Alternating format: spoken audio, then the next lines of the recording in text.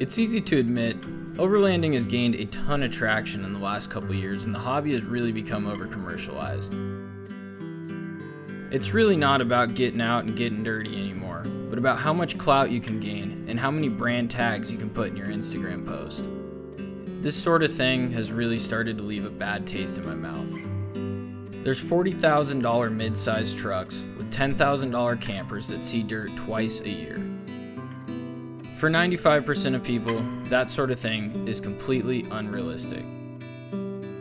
When all is said and done, this is just glorified car camping, which is exactly why I bought this budget car and sent it up an unmaintained control road to show you that you don't need all the bells and whistles to get it done.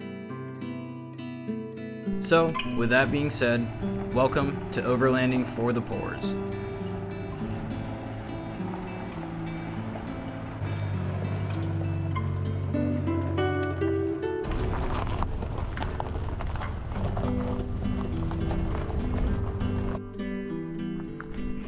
Howdy YouTube, and welcome to the flagship run of the Rav. We are on the back side of the Catalina, the north side, which is the Oracle side. And we're taking a little detour off this travel today to go check out a cave I have not been to in about 10 years. I got Bailey here and Jack. And we're doing the usual. Jen and a buddy showed him. If we come back, we need to bring camelbacks and then we can get to the book room. Yeah, we should come back. Jen would probably want to do that too, because get all the way back to the book room. And one bumping. inside the cave. I hope not. They're raving out in there. Go on. I hope not. Do it the other day. That's right. Come on. She does not like caves. Come on.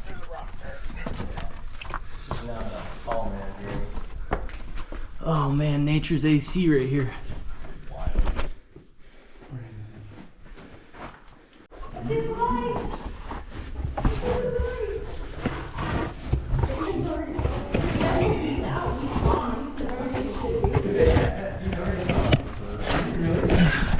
Good girl. Actually had a nerve too. We took a left and got disoriented for a second. Real easy to get lost. And then there's bottomless holes just like that. And that's why we got the dogs on the leash. My absolute biggest fear was losing a light in here.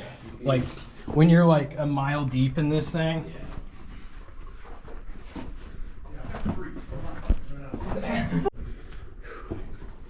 Oh, it's tight and slick right here.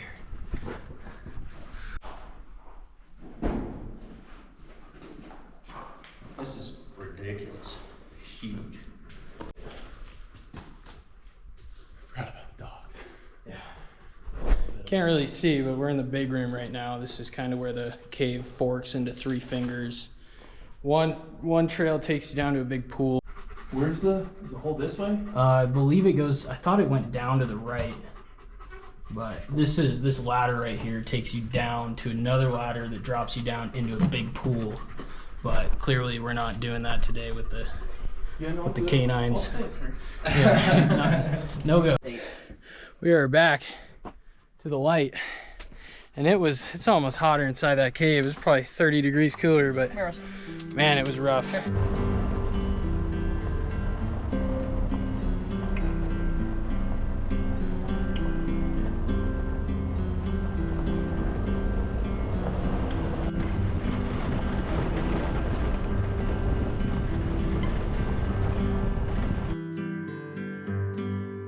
In 2014, when I bought my first Tacoma and started my overland journey, most of the overland talk was on forums. Guys weren't scoring massive sponsors for the Instagram reels that they make in their backyards, and rooftop tents were only soft shells. Times were a lot more simple. There weren't as many overland influencers like there is now, which that includes myself. Except I'm not out here gloating about my over-the-top build that I'm only going to take out a handful of times a year. I'm here to encourage you to just get out and do it with no matter what you've got.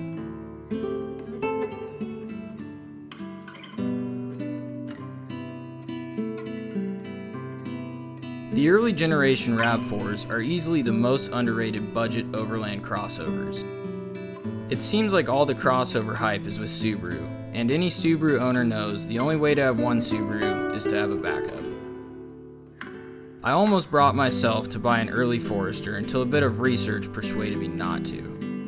The all-wheel drive Rav is completely capable of handling rough roads, and it's equipped with Toyota reliability. It wasn't hard for me to decide which budget rig would be best for myself.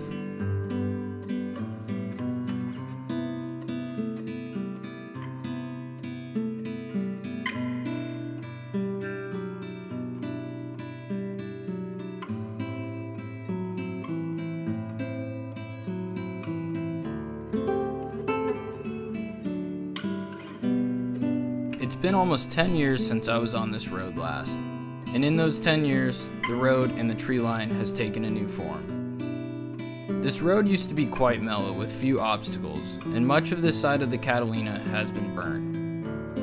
In the summer of 2020, the Bighorn fire ripped through the north slope of the Catalinas and torched nearly 120,000 acres.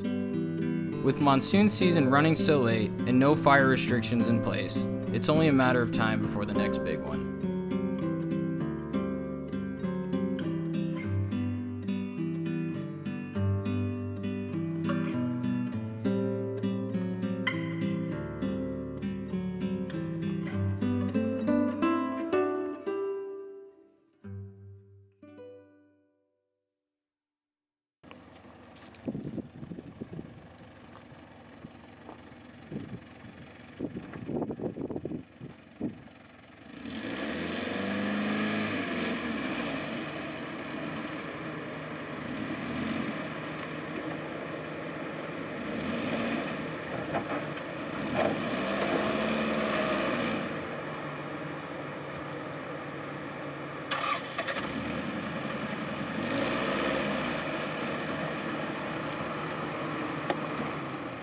The Rav is no Tacoma, but it sure did impress me for what it is.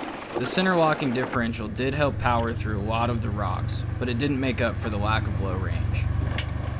It was fun to watch it side by side with Bailey's Tacoma and compare the traveling capabilities of the two vehicles. A trail like this is nowhere near challenging for a truck, but for the Rav, it's a massive accomplishment to get it through bone stock. And the bit of extra challenge makes picking lines even more important and adds some fun to the adventure.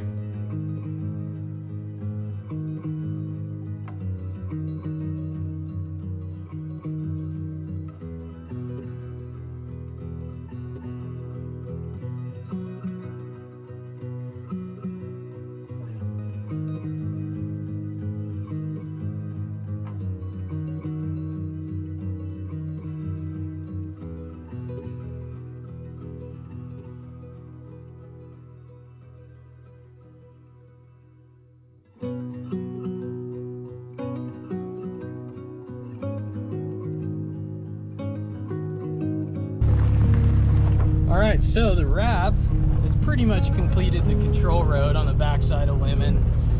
Doing stuff I didn't think it would be able to do. It's a pretty impressive little car so far. We're almost up to the pavement where we get on Mount Lemmon Highway. We're gonna go check some camp spots. It's still pretty dang hot down here. We're at about 7,500 feet or so. We're gonna go up another 1,000 feet up to Mount Bigelow. It's not busy, we can find a nice secluded spot, but this mountain is usually packed on the weekends and it's a Saturday. Worst case scenario, if it's all booked up there, we're gonna come back down here and just deal with the heat.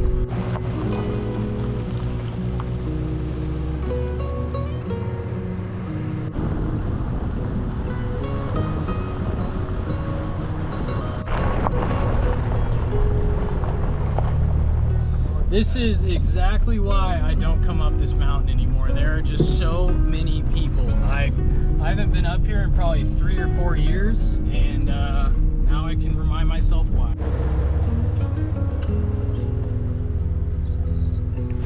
Well, as I figured, every spot up here was taken, so we're gonna flip back to where we came in before we hit asphalt and get on the road back down and then find a camp spot because none of those were taken.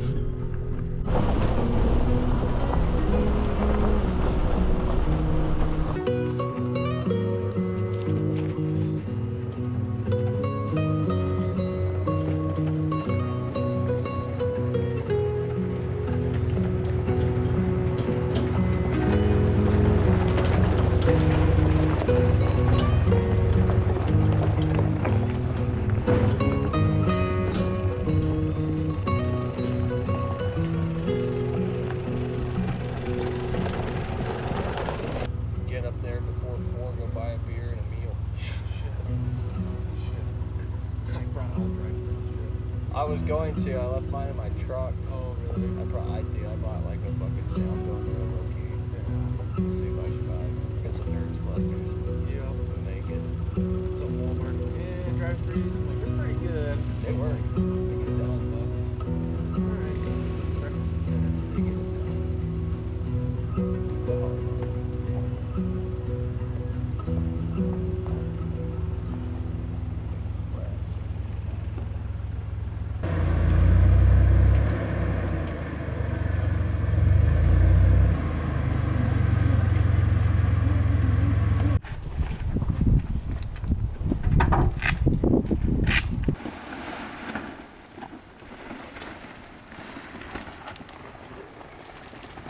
Diesel heaters, right?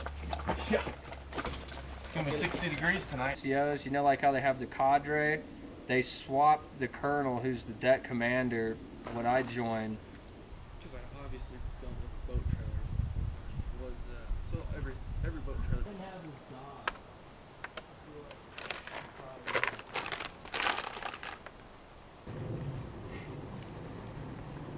So I wasn't gonna bring this rig all the way out here and not do a walkthrough on it since it's new to the inventory. I gotta show you guys what we're working with here. So I bought this thing a couple weeks ago, 2,600 bucks.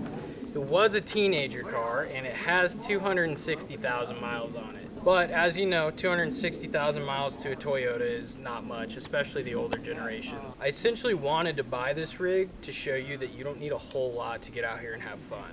It's the all-wheel drive Rav. It's got a center locking diff. It's a 5-speed manual. It's absolutely fun. Everything we did this morning on the way up here was pretty simple.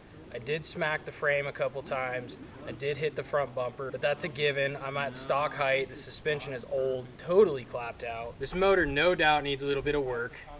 I had a really bad power steering leak out of the reservoir. I got a cap from a 98 Corolla, which fit perfect. Needs a timing belt done. I need the oil pump rebuilt. I need camshaft and crankshaft seals done and valve seals done because it burns a little bit off the start, which is okay. Not anything like a head gasket problem, which is unbearable on your motor after a couple hundred miles. But at the price I got it for, I cannot complain because I just made it up control road that was pretty technical in respects to what this thing is.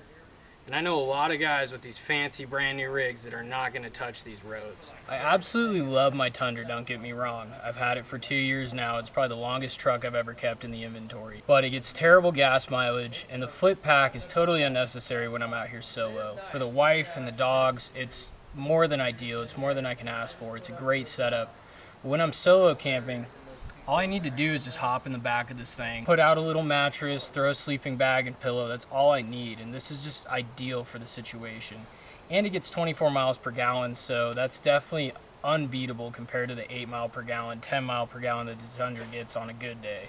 I really don't have huge plans for this car. I'm gonna put an Old Man Emu lift kit on it. It's about 1.5 inches, and then I'm gonna slap some new tires on it. Of course, budget friendly, Chinese made. I could care less about name brand tires. They all function the same in the end. I got this roof box for free from a customer of mine. Normally these run a couple $100. It's a Sears brand. It's almost 22 years old. I read the serial number on the inside. It's a 2001. Plasti dip the rims. Of course, you can't have a poor boy rig without throwing a little plasti dip on it. And it's perfect. It's all I need. The car is built. It's set up just right. It can do these roads no problem. I don't need 4-low for this kind of stuff, and anyone who tells you you do, you're just kidding yourself.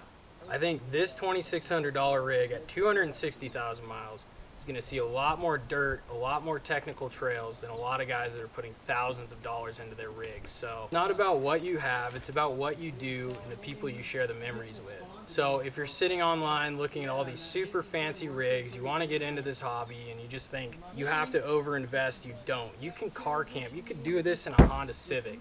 I'm doing it in a $2,600 Rav4. There's nothing wrong with what you have. Just get out there and do it. Stop being the guy that spends thousands of dollars on their super fancy Lexus, GX 460s, 470s, their Tundras, to take it out twice a year. It's silly to me. So get out there. If you're discouraged by all the guys doing this with all the money, just buy yourself an all-wheel drive rig. You can do it in 2-wheel drive, it doesn't matter. Just get out there and have fun. Bailey and Jack's camp setups are two prime examples of minimalism on different ends of the spectrum. Bailey's Tacoma sits at 270,000 miles with a 5-year-old budget rooftop tent, and he's not afraid to take it just about anywhere. And since Jack's truck is currently in the shop, he just needed to get out for the weekend, even if that meant tent camping, which seems like most overlanders have never even heard of. We tossed some beer and sandwiches in a cooler, hit the road, and didn't think twice about all the stuff we should have brought, but forgot.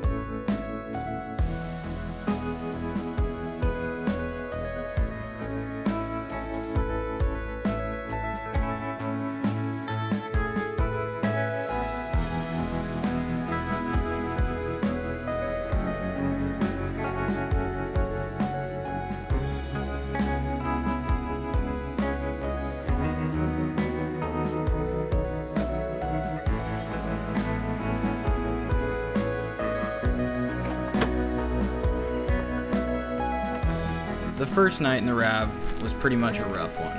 The memory foam I cut to fit was quite uncomfortable, and I neglected to wash my mold-smelling sleeping bag. I had only removed one rear seat, and the width did not support sleeping space for myself and the dog. Sometimes I forget just how much square footage Mila takes up. A sleeping platform is the next mod on the list, as the floor of the Rav is very uneven. A platform should also allow for me to store more essentials underneath and creating more sleeping space.